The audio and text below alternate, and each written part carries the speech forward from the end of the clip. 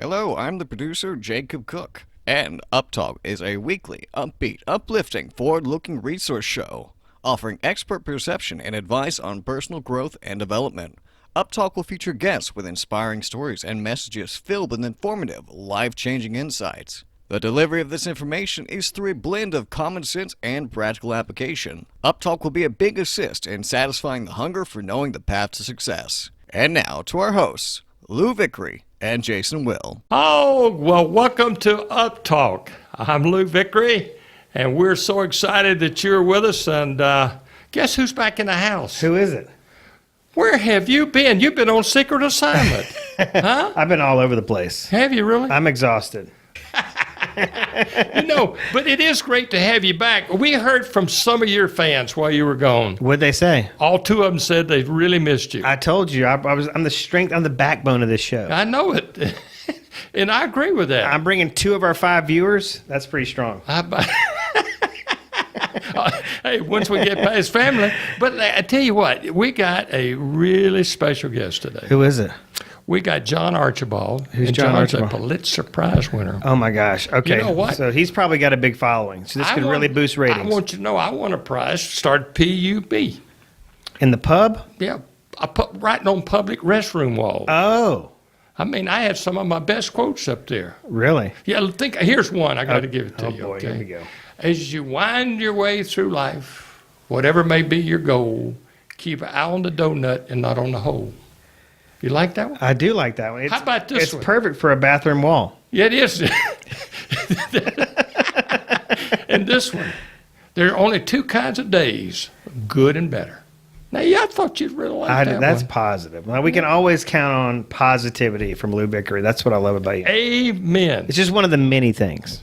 Thank you, sir. All right. Well, hey, it's going to be a great day. We're going to take a break, and we're going to bring John. Oh, hold it. What? Before we do that, Oh, what? tell us, where have you been? We just told everyone you were on secret assignment. Oh, well. So, because, I mean, we thought maybe the FBI was using you for something. I've been to Dallas, beautiful city. Yeah, I lived there once before. Nashville, Okay. another beautiful city. Yeah, my oldest grandson was born there. Okay, you're doing fine. I have a recommendation too. If you ever go to Nashville, go to a place called House of Cards House of Cards. to Okay. eat dinner. It's dinner and magic. Oh, yeah? It's a phenomenal experience. Okay, good. Yeah. So I've been out there learning so that I can bring educational value to our 5 audience members. Dude, that reminds me. You know why people gain a little weight when they get older? Jeez, I don't know why. All that knowledge has to go somewhere. Right. So it just kind of filters down. Yeah. So this is just knowledge. That's it. I'm brilliant. Yeah, I noticed that you've added a little knowledge. That road will put it on you. We're going to take that break. We're going to visit with John Archibald. You stay with us. We appreciate you watching. You're watching UpTalk with Lou Vickery, Jason Will, and John Archibald will be right along. Oh, welcome back to UpTalk. I'm Lou Vickery, and we appreciate very much you being with us today. And, every now and then to have an opportunity to visit with some very special people. And, boy, do we have a special person in studio that we're going to visit with today. And I'd like to introduce John Archibald. John, how are you? I'm doing great. How are you, Lou? I tell you what, John, when you get made, you'll understand this statement. Every day is a blessing. It is. John is an opinion columnist for Alabama Media Group, and if I remember correctly, you started with the paper in Birmingham in the mid '80s or so. Did you? I did. You were a mere pup at that time. I huh? sure was. I had no idea what I was doing. I can't believe they hired me, and I can't believe I'm still there. Well, is that a little unusual to be involved 30 years in? Well, I would say yes. It is unusual. Except there's like 5 of us who were hired the same week who are still there. Is that and right? That's amazing in this day and age. I would say that is. John, you're a Pulitzer Prize winner, as we talked about in the opening, and we're going to talk a little bit about that particular award, and some other awards that you've won. But what I'd like to do is back it up a little bit, and let's talk a little bit about your growing up and how you kind of got involved in the writing end of the business, okay? Yeah, how I got involved in it is is the fact that I was on my 5th different major at the University of Alabama, and I followed a girl into the Crimson White, the student newspaper at the University of Alabama, and fell in love, not with the girl, but with the but with the with job. the newspaper. Yeah. And I found my 6th major, and the rest is history. How about that? So the Crimson and White of University of Alabama played a big role in It it. saved my life, I tell you. How about that?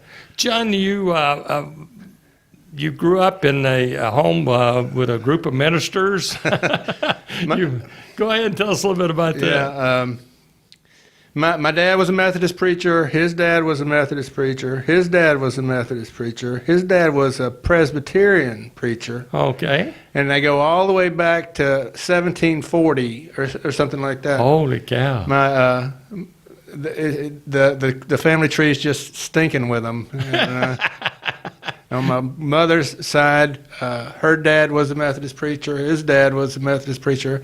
Got a uncle who's a Methodist preacher, an aunt who's a Methodist preacher, and my brother would have been a Methodist preacher, except until he got the associate pastor's daughter pregnant, and that didn't. So it didn't work out after that. Huh?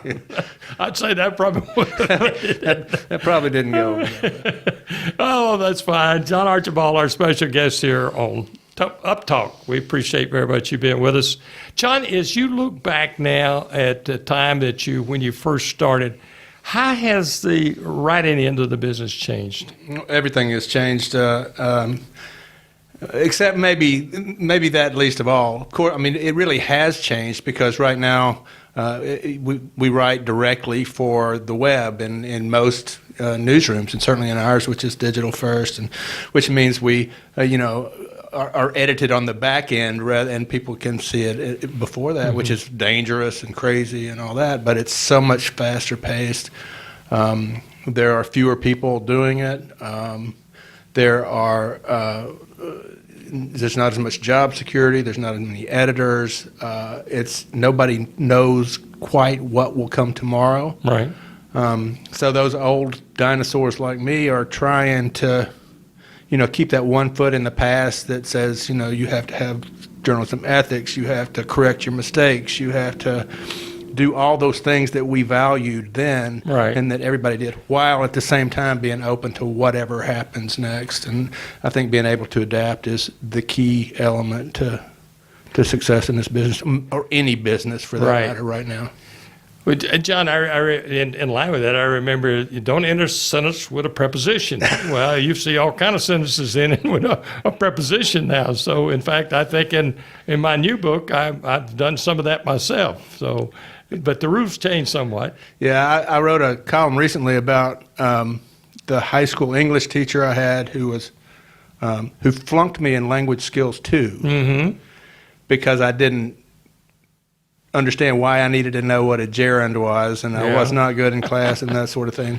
But I called her up and to talk to her, and I didn't think she would really remember me, but she said, "Oh yeah, I remember. That was the year I seriously considered quitting teaching and going into hog farming." And I thought she was joking, but she wasn't. But but the whole point of that was that, she said you have to know the rules before you can decide whether to break them.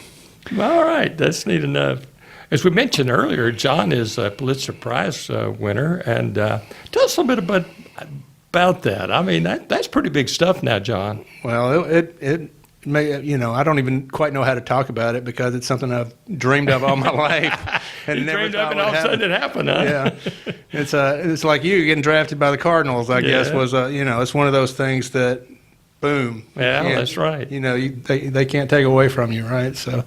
It was last year was it happened. I still can't believe it. Pulitzer, it was the Pulitzer for commentary, and which means that they take look at 10 columns, and it's an assortment of your work, and the stars aligned, and it's, as I tell everybody, it's completely any contest for anything like that is completely arbitrary. Sure.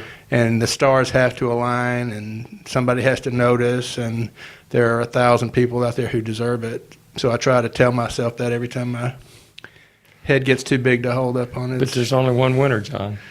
There is. I mean, and I don't know if this probably won't mean anything to anybody, but the whole reason I wanted to be a columnist was because this guy by the name of Steve Lopez used to be a columnist at the Philadelphia Inquirer. Right. And he used to beat up those politicians so bad, and he could make it so simple. It wasn't, snooty or anything. It was just in your face. And I admired him so much. He went on to work at the LA Times and wrote that book, The Soloist, which they made into a movie. Right, You may have sure. seen. Uh-huh. And he's the only reason I ever wanted to get out of straight news and go into column writing. He ended up being second last year, which Holy cow. is the most humbling thing I've ever seen, because this is the best columnist I've ever seen. And for him to finish second to me is not right. No, because he was somewhat of a mentor. I've never met him. Yeah, I don't know him. I just idolize. He's like the Babe his work, Ruth. Yeah, right. That's right. And so, I mean, that's, to me, it's both a symbol of how it's not fair, Right. and at the same time, wow. Hey, well, that really is interesting. So they actually take 10 columns. They go through 10 columns with You a submit fine 10. tooth. You submit And there's 10. a big jury process with Yeah.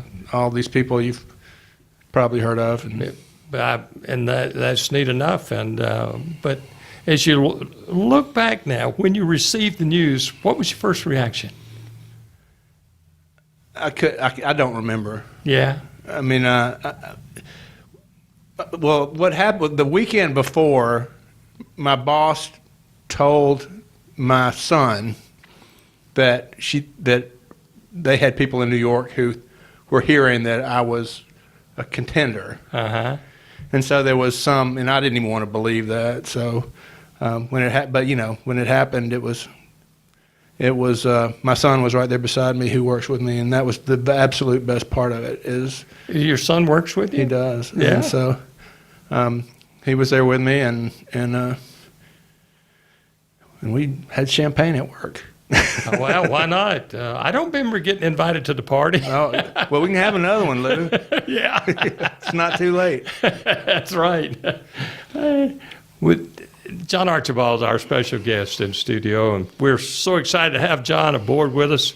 We've John, a Pulitzer Prize winner. He's I guess do you call yourself an opinion columnist, or what? What is the technical term you use? I just say columnist. Columnist? I mean, it's yeah. Well, you got an opinion. I That's do for have an sure. opinion. I make sure to write that on top of all of them. This is an opinion column. That's right. Because in this day and age, when they just go out on the web, sometimes it's hard to know. That's right. Sometimes they drop that opinion. They drop that. Yeah, in the old school, they call them a columnist because it runs down the left column of the newspaper, and that doesn't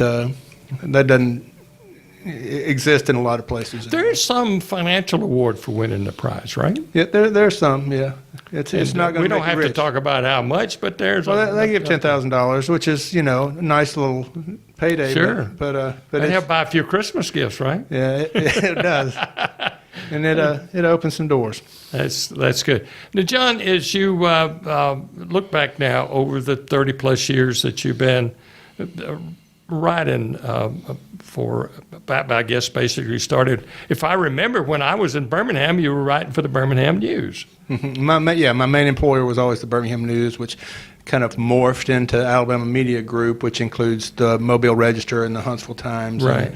And AL.com, which is the primary digital vehicle. So it's the same company, just a different business model and strategy. Right. And I try to do essentially the same thing I always did, only for like I said, I don't care what medium it goes into. We just have to find ways to reach people and Sure. to give them what they need, and we're always trying to figure out how to do that. Right.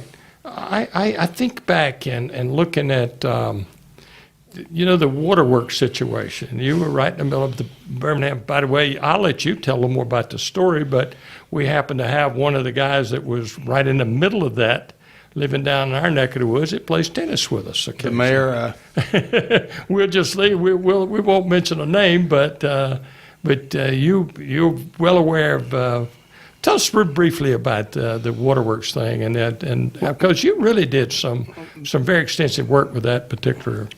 Well, there are any number of issues with Birmingham Waterworks, but what you're talking about is a corruption. Well, there are two individuals who are.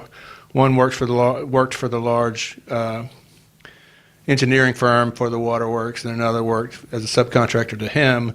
That were charged. They were both charged federally and in state with giving improper payments through meals and other assorted benefits to board member and her family. The board member was convicted a couple weeks ago in Birmingham of violating Alabama's ethics law, and in a very rare circumstance was convicted. And I read your column where the judge sent her right on to prison. I mean, to jail, right? Right. She didn't get to pass go or collect any money. The jury said guilty. The judge said go to jail. Yeah.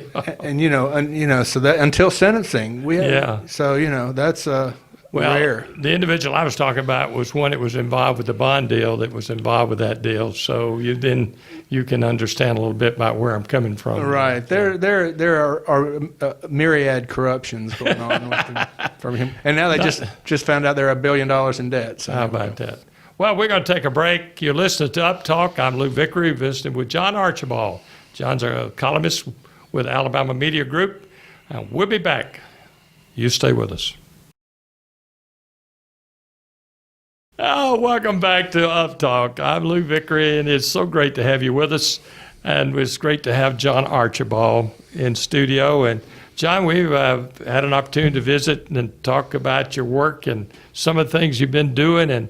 But one of the things that we definitely want to discuss is you got a new book you're working on. I do. It comes out next August. Next August. Yep. And tell us a little bit. Can you give us a little preview? Well, yeah, I can. Sure. It's essentially sort of half memoir. Well, I was going to say it was half memoir, half history, and half something else, but that's not a half anymore. You sound like Yogi Berra. Yogi always said, baseball is 100% physical and 90% mental. So yeah, me and Yogi, that's what we got in common. Never be an air traffic controller. I'll tell you that. But it boiled down to we talked earlier about all the preachers and whatnot in my family, and they grew up. They're good people who taught me everything I know about life and treating people right and that sort of thing. But I was born in April of 1963 in Birmingham, which if you're April 5th, if I remember. April 5th. Wow. How about that? How did you do that? But that was the moment, a week later, Martin Luther King was arrested and put in jail there and wrote that letter from the Birmingham jail, which excoriated the white church for its silence on issues of civil rights. And, I never got around to asking my dad what he was talking about from the pulpit during that time. And thought I'd never really know until he died, and I found that every sermon he ever gave in his life was dated and noted and held in a file cabinet in my basement. And so I began this search for what was said, and it turned into a book about voice and using the pulpit you're given to do what you think is right in whatever time you're in. So it'll be published by Alfred A. Knopp next August, and I'm pretty eager to see what happens. Well, I tell you, that's interesting you talk, because, see, I was in baseball at that point in time, and one of the cities I was playing in was Toledo, Ohio, during the civil rights era. I think of 1965, but I had an Alabama tag, which wasn't, I guess, very kosher at the time, and we have a bullet hole to go through the back window. Wow. Went through the back window and then went through the side window and out the back. So the police recommended we get an Ohio tag, which we did. Now imagine you saw some things on the road. I did. I remember spending 3 days in a hotel on your stomach because of routing in the streets, and of all places, Rochester, New York. And but I have to share this because I pride myself on it. I was the first white to room with a black in the Cardinal organization. And that came about because the fact that you always had, on the road, you'd have a roommate. Well, we ended up with an absence of equal numbers, And I was asked if I would mind it, and I said no. It wouldn't be a problem. And the interesting thing, it was a young black man from South America. And he could, well, I actually didn't speak any English. Wow. Do you remember his name? Yes, I do. Eduardo Acosta. And the interesting thing about that was that I'd take him to breakfast, and I taught him how to ask for ham and eggs. So not only did he ask for ham and eggs at breakfast, he asked for it at lunch and for dinner. He ate a lot of ham and eggs. Ham and egg, ham and egg, ham and eggs. He ended up putting on a lot of knowledge. He did. He put on a lot of knowledge, is right. But, it was quite an experience for both of us. I had just taken Spanish. I was going to school in the off season at Troy, and so I just had taken a Spanish course the semester or quarter before I left to return to baseball. And so I was due just enough to be dangerous, but it was quite an experience. And I think I was good for him and he was good for me because I went on to become the minor league pitcher of the month in the month of August of that year, and after he had ham and eggs, man. So ham and eggs. So we were eating a lot of ham and eggs. But I finally did get him around to steak and potatoes. So, but it was quite different. Well, cool. I don't want to take your time, but I wish I could just sit here and talk baseball with you. I know you must have seen a lot in those towns. Yeah, it really was quite an experience. Over a course of 9 seasons, you're going to see a lot of things and meet a lot of people. In my new book, which would be released like you, mine's coming next spring, Reach Beyond, I tell the story about Mickey Mantle dressing after I went to the Yankees, and I was traded over to the Yankees. Mickey Mantle dressed right across from me, and he noticed I didn't have a glove and jacket contract and shoes and that type of thing, and so he was amazing. He asked me, and I said, no, I don't have a contract. Well, when I got in that afternoon, I had more equipment than anybody else in the place. I had everything, just a whole locker full of stuff. From Mickey Mantle. Yeah, and I told him I appreciate it. And I remember what he always told me. Look, you're a Yankee now, and the Yankees always go first class. So never forget it. And that's right. So, and I really thought about maybe entitling my book, let's go first class, I think you should have gone, I'm a Yankee now. Yeah. Yeah. You're a Yankee now. Well, you think about my name. Does that tell you anything about my dad, who he pulled for? But it's very interesting that when my dad found out had been traded to the Yankees, he was going, I'm from a little town in Atmore, Alabama, and he was walking down the street telling everybody. It was a big thing for him because he had been an enormous Yankee fan. Of course it was. A Yankee fan, and of course I was a Cardinals guy, so I don't. Yeah. Well, I tell you what, you think about it. I got to play in 2 of the top organizations in baseball at the time, and even today, and that's the Yankees and the Cardinals. St. Louis was probably the best baseball town I've ever been around. Everybody, you get in a cab, the guy said, "Well, my wife left me, and I'm going to lose my job," and he said, things couldn't be any terrible, but the worst thing was the Cardinals lost last night. So that's just about the way a cab ride would go. John, as you look back now and your writings and you think things have changed, as we look at what's going on socially now, it is really, really rather dramatic It's terrible, honestly. It's terrible. Yeah. I was trying to be nice, but yeah, that's not my job. Yeah. You're always you positive. And you do. And by the way, if you don't know, John's articles appear on Wednesday, Friday, and Sunday on the Alabama Media Group, and also that's al.com. I'm a regular there, and let me tell you, John doesn't mince any words. He doesn't pull any punches. He just tells it like he thinks it is, and I think you're right on, personally. Well, it's hard. This day and age is so difficult because people are so mad at each other for what they believe and what they think, and it's like politicians on all sides seem to be capitalizing on fear rather than we don't say There's nothing to fear but fear itself. Yeah, that's anymore. right. We say be afraid of everything. And so we end up really not looking at each other like people anymore, just based on what we believe. And that I think is the worst thing that can happen to us. And it really does. It's rather prominent, isn't it? Right. Yeah. I mean, because, we should all, get our opinions. They're ours. That's what they are. And that's all they are. That's right. John Archibald, our special guest with us on UpTalk. John is a columnist with the Alabama Media Group. That's al.com if you want to go to the web. And if I remember correctly, all I do is I punch the opinion button over there, and somehow you pop up. I'm usually there. Yep, you sure are.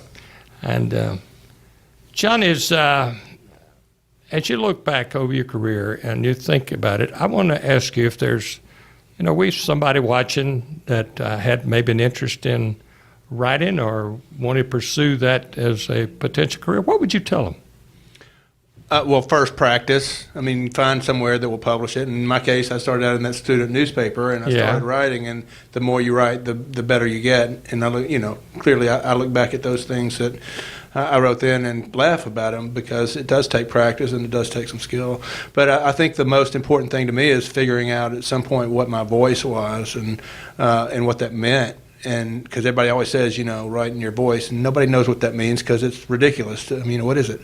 But I spent the first 10 years of my career trying to write like Rick Bragg, if you know who Rick Bragg is. Oh, yeah, I don't know very much. Who can write, he can turn a phrase better than anybody I ever met. And then I realized at some point in time that I could never write like Rick Bragg. Right. And if I did, then I would just be a cheap imitation of Rick Bragg.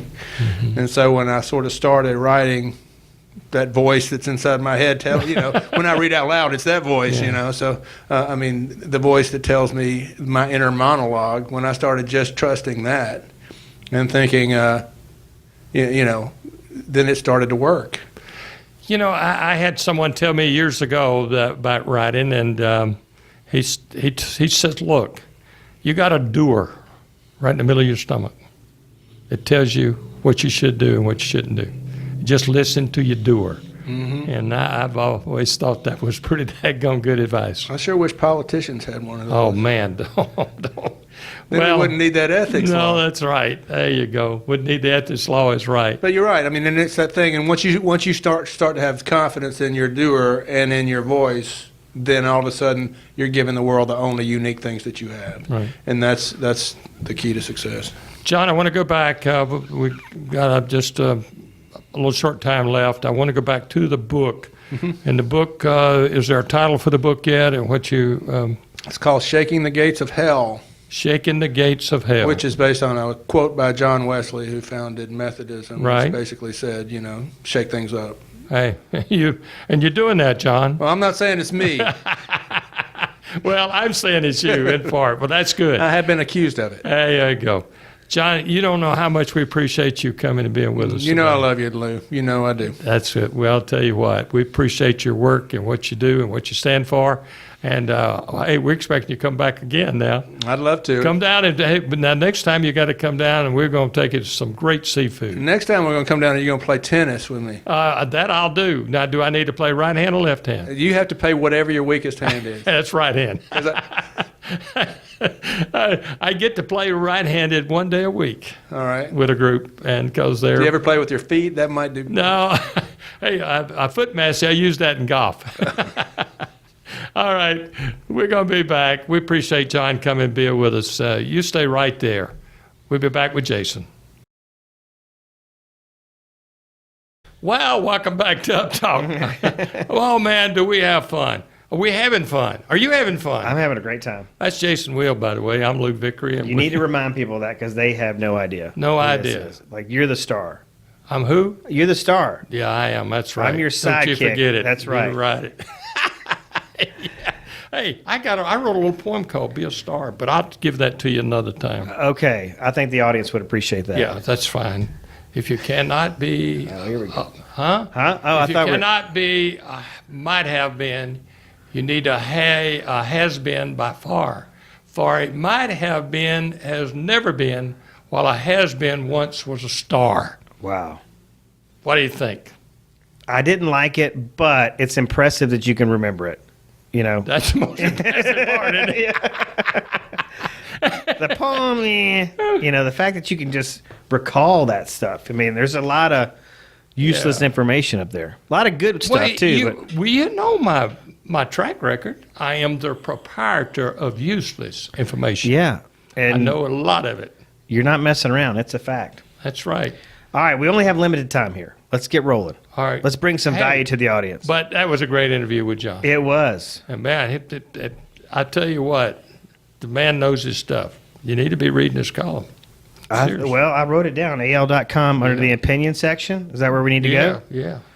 Well, I wanted to talk a little bit, just dive deeper into where we are socially. We talked about, John mentioned, the opinions. Opinions are just opinions, man.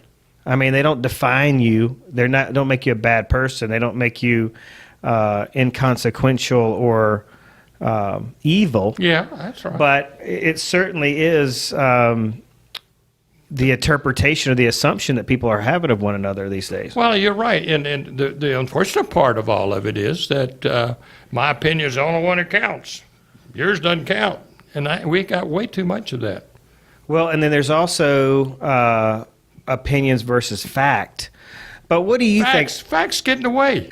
But seriously, what do you think? What do you think is going to be a solution to kind of? Is there anything we can do as a society to kind of heal this divide? I don't know if we can. I don't know if we can now. Not in my lifetime, but because of the division I see, and it's just very unfortunate. Very, very unfortunate. I'd say the statement yesterday, man, I wish sometimes I could go back when I was a kid. I mean, we didn't have much, but we sure had fun. Yeah. And everybody respected each other, but that's not going to happen. So next question is, where do we go from here? Yeah, where do we go from here? You have no thoughts on the subject? I do, but you can't share them? I'm not. Are they controversial? Yes. Okay. Like me, I'm left-handed. I'm amphibious. Yeah? Yeah. That means I can use both hands equally well. And you look good in spandex, so that's really good. But the other thing John was talking about was finding your voice. So we're in a climate right now in sales where I know my agents, I know insurance agents. I'm talking to people in the financial services sector that are having to become well known, to find their celebrity. And a lot of times that starts with finding their voice, because they don't know what to do. The financial services is a little bit different because there's so many rules and regulations of what they can and can't say. Right, sure. But even just finding their voice to socially, or to talk about their hobbies or their interests, they don't know where to start. And I just thought it was interesting, this quote. I kind of, hopefully John won't mind, but I altered it a little bit. But confidence in your voice is the only unique thing you have to give this world. I can buy that. I thought that was deep. That is deep. Yeah. Maybe a little too deep for a left-hander. Yeah, too deep for an Auburn graduate. But somebody in our audience is going to be able to use that impactfully. We can't, but that's not our job. Yeah, it's just to give it to them. Pass it along so they can use it. Yeah, right? So, wow. I'm all for that one. But your voice is just your inner dialogue. Yeah. So what you guys use as authors is just what somebody can use to create a piece of social media content. Mm-hmm. Who are they? People want to know who you are, what your hobbies are, what kind of dad are you, what kind of you like to cook, what do you like to do, where are you from, your stories of origin. How'd you get into the major leagues? What was that journey like? Did you start playing ball at the age of 3, or didn't have any choice? Yeah. My dad was dead set on my brother and I being professional baseball players, and we were. So I think there's a lot of that's interesting to people, your story of origin. Yeah, so I think there's growing up, we had a good feel for the direction we were taking. He spent a lot of time with us playing, pitch and catch. My brother was a catcher and I was a pitcher. Great combination, huh? Well, what did he make it? Yes, he got to the Washington Senators, but he had an unfortunate accident or injury, and kind of like the Tua thing that for the University of Alabama, the quarterback, and Interesting. We'll talk about that another time. We will. Yeah. Okay. But what else you got there? You got some good stuff out of John's presentation. Well, you can tell he's quite smart. Yeah. Yeah.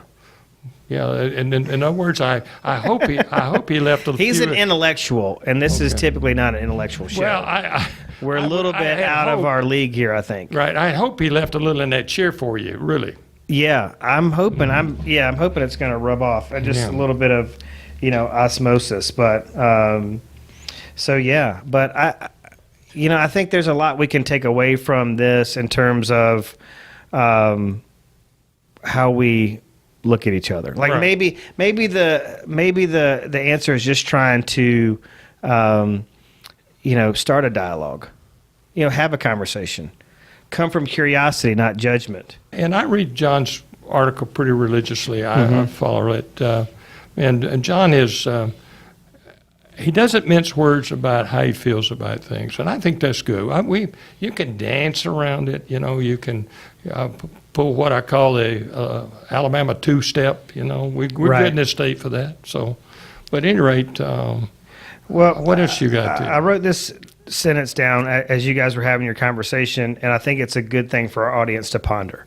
So, our lives are defined by how we treat others. Right.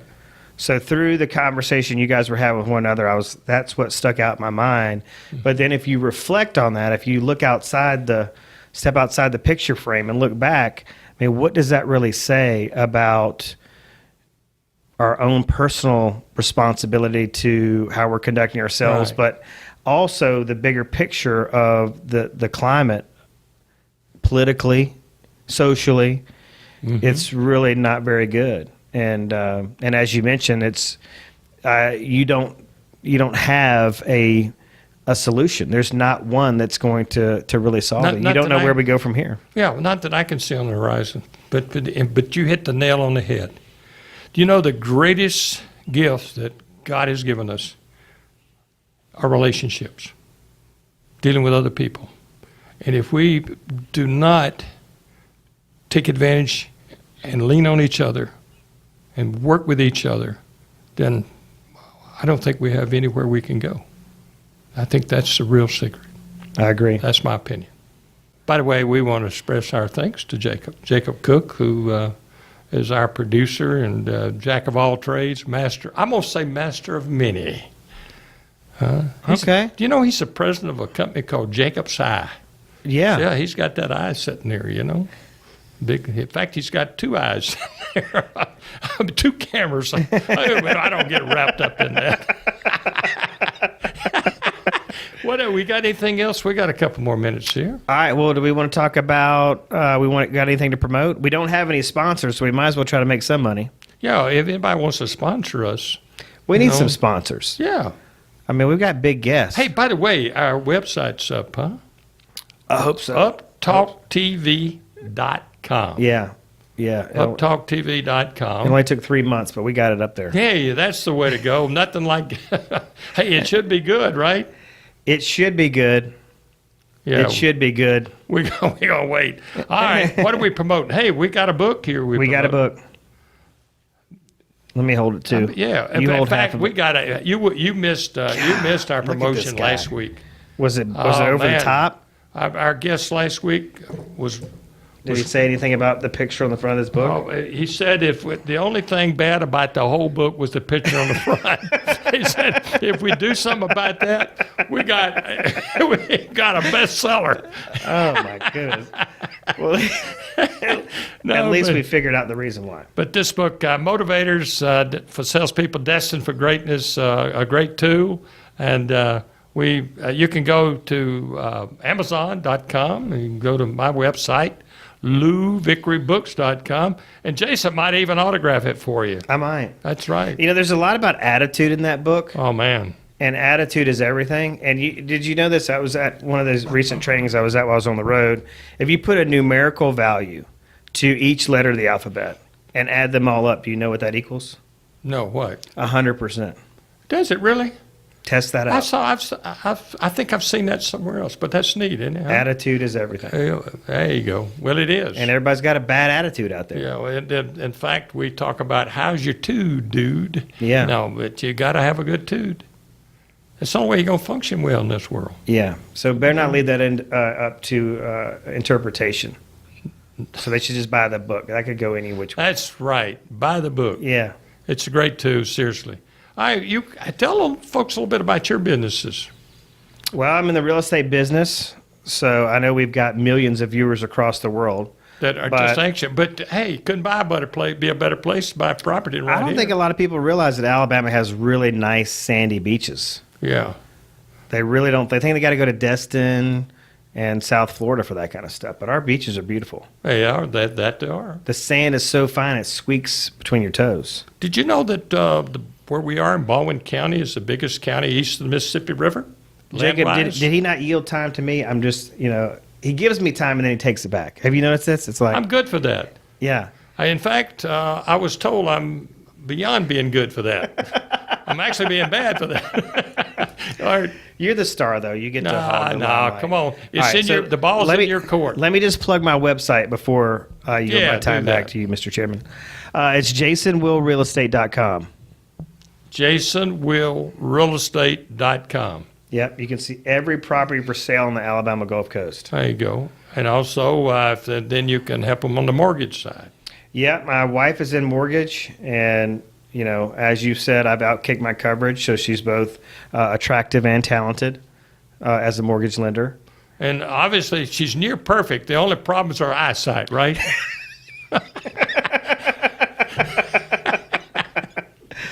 Oh my goodness! I am sorry. You're on fire today. I couldn't help that one.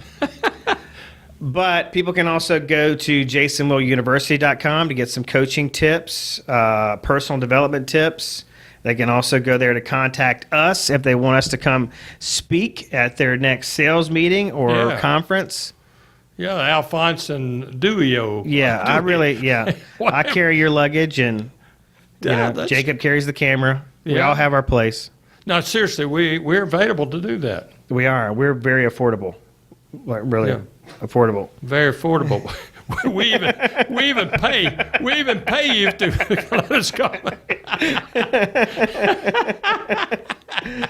Well, you think we should end this madness Probably. for the day? Yeah, I think we've done all the damage we can do for one day. Well, I tell you, it's been a lot of fun, and we wanted to again express our appreciation to John Archibald coming and being with us today. And check out his articles on al.com. Yep, and check out jasonwillrealestate.com, right? Yep, one more time. One more time. jasonwillrealestate.com. All right, that does us for today. Hey, you've been watching UpTalk. I'm Lou Vickery, along with Jason Will and our very special guest, John Archibald. Until next time, keep a smile on your face, keep happiness in your heart, keep optimism on your tongue. I don't care where you are, you'll be a winner. Thank you.